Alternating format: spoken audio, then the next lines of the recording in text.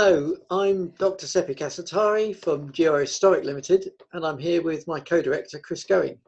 He's one of the world's leading experts on historic sources for unexploded bombs, and I've got some questions for him. So, Chris, is the danger of unexploded bombs still relevant today for the real estate and construction industries?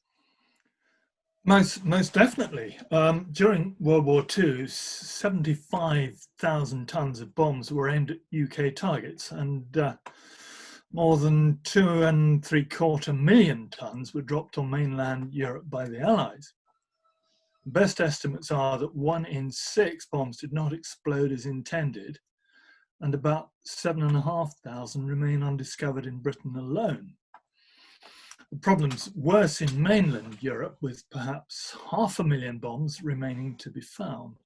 And if you add into that the munitions that are constantly being dug up on the battlefields of the First World War and discovered in Eastern Europe, it's a huge, if little known problem. Also, as bombs get older, their fuse mechanisms decay, increasing the chances of a spontaneous explosion. And some are now so sensitive to shock that they can be set off by vibrations alone. And there are about 2 a year of those, usually in Germany.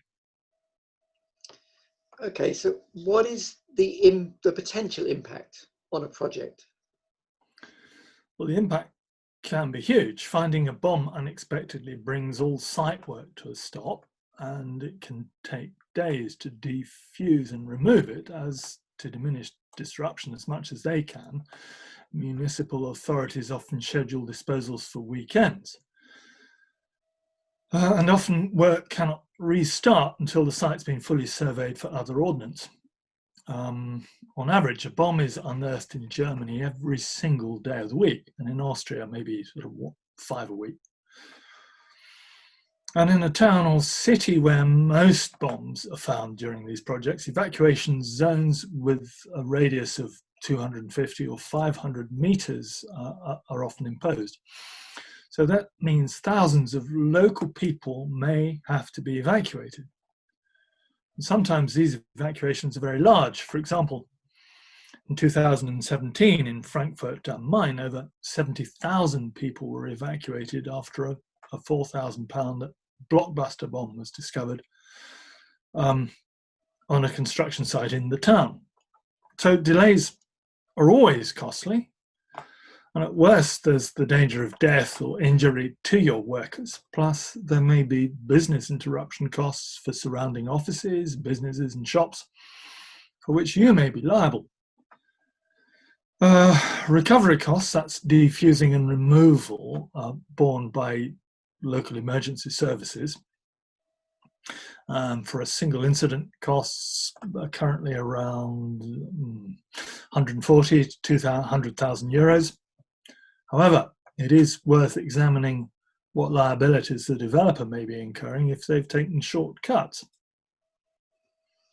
Okay, so how can I reduce the risk of these potential costs and delays? In some countries, such as Germany and in parts of the UK, an ordnance search can be mandatory. It's part of the planning process. However, that's not the case in all parts of the world. But even if such a search is not required by law, it makes sense to carry one out.